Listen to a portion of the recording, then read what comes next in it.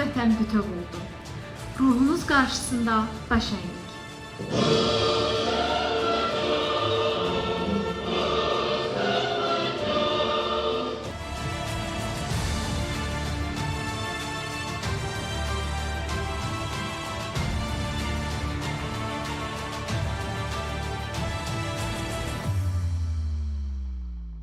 Beş il öncə başlayan 44 gün davam edən vətən müharibəsində şəhidlərimizin qanı, qazilərimizin cəsurluğu, xalqımızın birliyi və Ali Baş Komandanın qətiyyəti sayəsində tarixi ədalət bərpa edildi.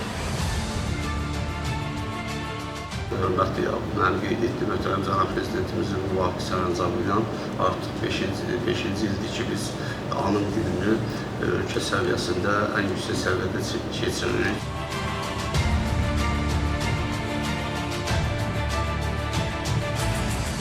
Oğul vətən üçündür.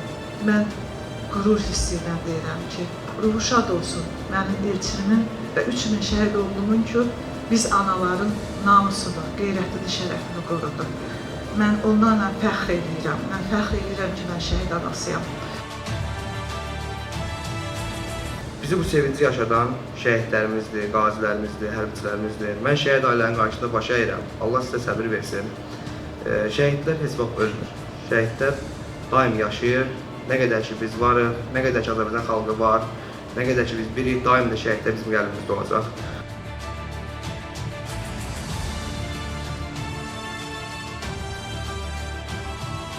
Bu günü bizə bəxş edən, bu azadlığı, bu suverenliyi, dövlət demək suverenliyimizə bəxş edən şəhidlərimizə Allah rəhmət eləsin.